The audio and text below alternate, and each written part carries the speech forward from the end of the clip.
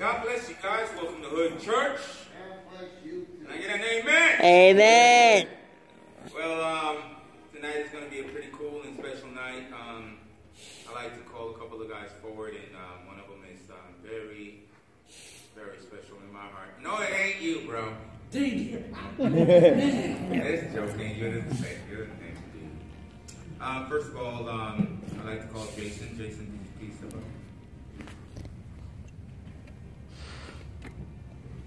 I heard you've been rolling dirty. First of all, I'd like to present you with this token of our appreciation. My Detroit Hood Church hat. Woo, woo. That's right, baby. That's right. And the reason why I'm going to knight this guy here is number one, I'm parallel. And what I mean by that is the brother's on parallel to anybody that I know who is in his condition. And I asked him to please share with me, either some of his struggles or some of the things that God has brought him through, or a little bit of both. And it's important, I think, that we all have a platform to where we can give our testimony, right? This ain't about me. This is about Jesus. Amen. And what he has done in your life, not just in mine. I have struggles, and you guys hear me rant and rave all the time. So I want to go ahead and give this time to my man here, and I'm going to go ahead and let him feel free to have the time to go ahead and express himself. You can enjoy it if you want. That way you have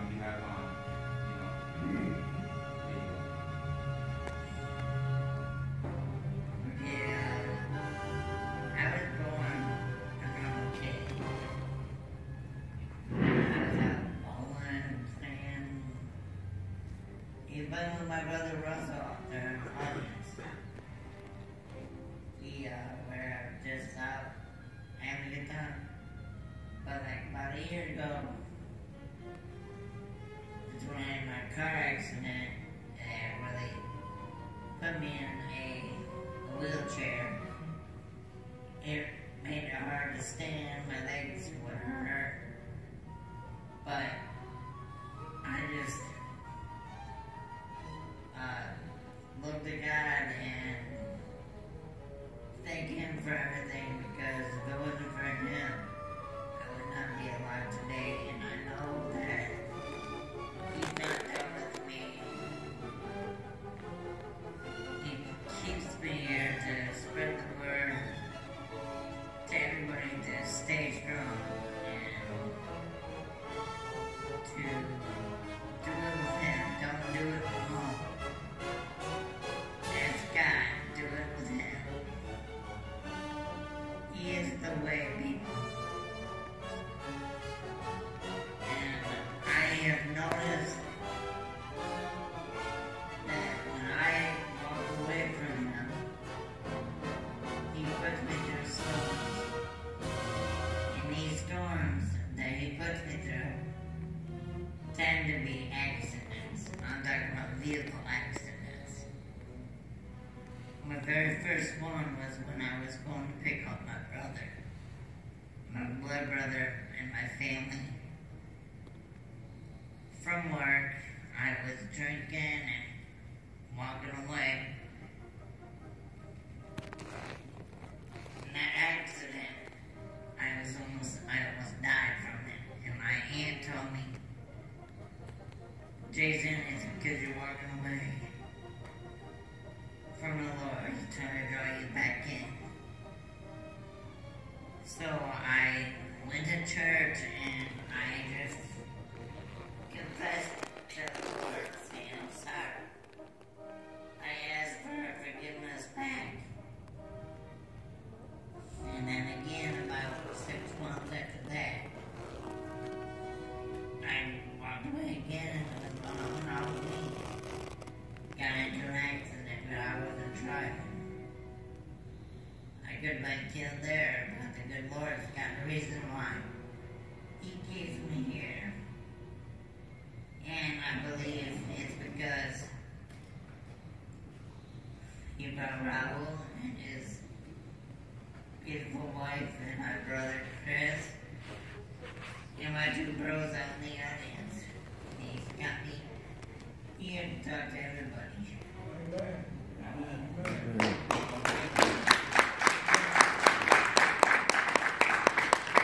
When it comes down to it, in life you're going to have storms. When it comes down to it, in life you're going to go through trials. Times where there's trauma, where you feel that God is distant and far away. I myself have gone through many a times where I backslid, and I mean, I used to be that one guy. You can ask my wife, I get out of jail, you know, Jesus don't save my life. I'm a new changed man, and this and that and the third, you know, a week later, you know, I'm over here smoking a pipe. And I believe that every time that we choose, because it's a choice, every time that we choose to walk away, we put ourselves in peril, in danger of being away from the umbrella of God's protection. He has a hedge of covering and protection around you. He has angels. They probably have saved your life numerous of times, even when you don't even think it's happening.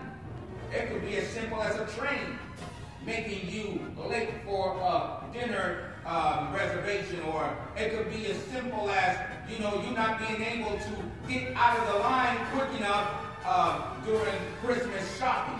It could be a number of things that we tend to overlook because we do not have total knowledge and total understanding and total wisdom. We cannot see into the future. But I know the one who holds the future. You know, this is why we must be patient.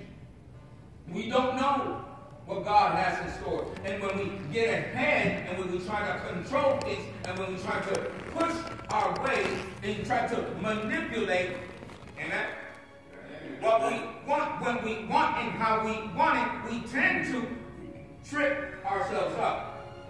And in a lot of cases, hurt others who may be in the boat with us. Give you a perfect example.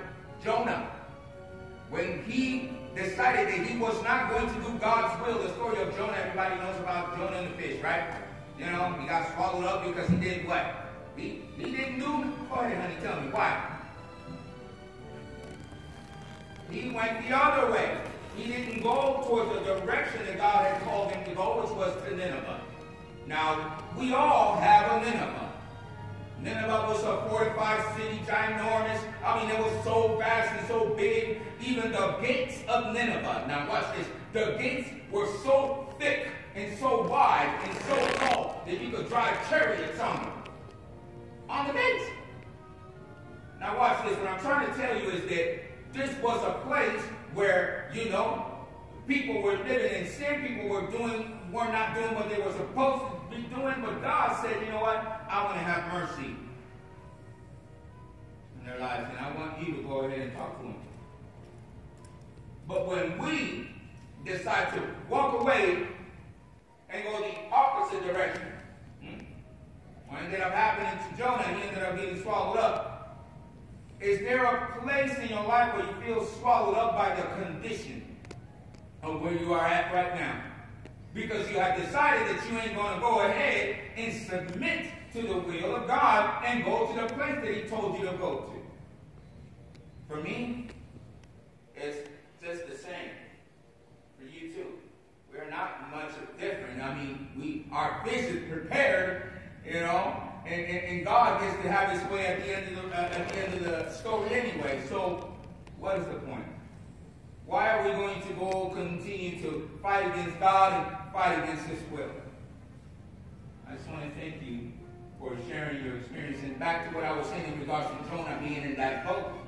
Did you guys remember the part of the story where they woke him up? He was asleep down in the bottom of the boat. And they came and woke him up and said, who are you? Where do you come from? What God do you serve? And what are you doing sleeping at the bottom of the boat? Don't you see we're about to die? They were interrogating him. he told him, he's like, man, I'm a Hebrew, and I serve the God that created the heavens and the sea and the earth and everything else, and the men became exceedingly afraid. They understood the principle of, man, there's a God that is pretty upset. He can kill us all. Don't put yourself or others in harm's way. And I'm not trying to say that God is a vindictive God, that God just wants to go ahead and harm you and hurt you, because that's not the truth. This is the road that we choose. He doesn't make us. But in doing so, when we turn our backs and we turn away and we choose what we want, it turns hard and difficult. Now watch this. Is it easier to do something with a friend, or easier to do something that is difficult alone? I myself go for the friend part. And I appreciate the fact that you said, do it with a friend. Do it with God. You can't do this by yourself. Life recovery, that's what God is all about. In Good Church, it's a life recovery ministry, but I'm here because he recovered my life first. I was in the belly of the fish. Amen? Amen. You know, until I decided to call out from the belly of the fish and cry, God, please help me. Some of us are in that belly still and don't call out and won't because of our pride. And we're being consumed by this thing that is killing us, and we still don't want to submit. Is there some words of encouragement that you might want to be able to give these friends of ours who are out there that maybe they can, take home and be able to receive this, man? What would you tell them? I would say just pray to the Lord every day and ask Him to help you do the things that